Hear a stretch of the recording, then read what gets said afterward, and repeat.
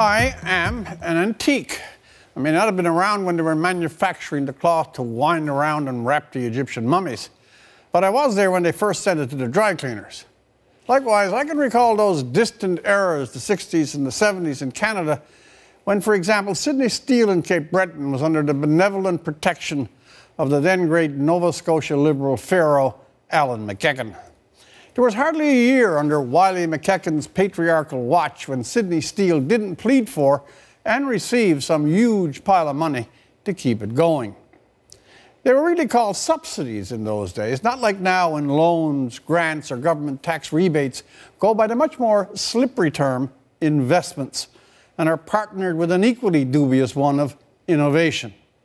My point, subsidizing industry in Canada is as old as the hills and twice as crowded, and there is nothing new under the industry subsidizing sun.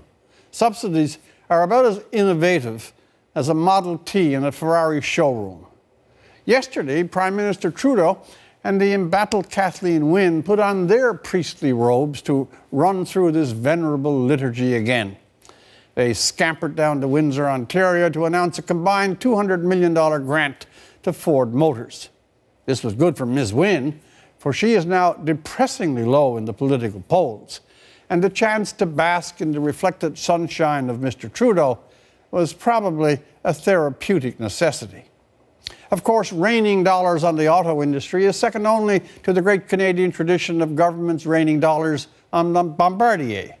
When it comes to the open hands of successive governments, Ontario, Quebec, the Feds, Liberal, Tory, the auto sector and Bombardier are the twin Cinderellas of Canadian manufacturing. Bombardier was recently gifted as well with $1.3 billion from the Quebec and federal governments. By no means Bombardier's first Christmas with taxpayer money. A little annoying to some, however, when, in the same period, Bombardier aims to lay off 14.5 thousand workers and larded its top 5 executives and its chairman with $32 million in compensation. That's the kind of take-home pay that calls for a Brinks truck when you go to the bank. Now, all this was done under the dubious labels of investment and innovation.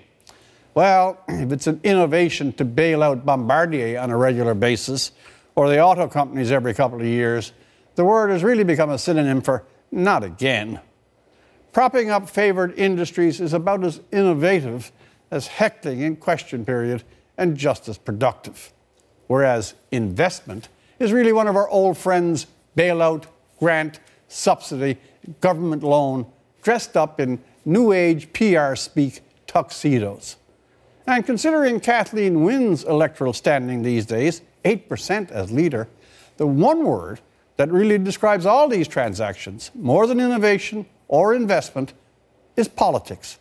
Politics as it has been, politics as it is, and politics as it will continue to be. For The National, I'm Rex Murphy.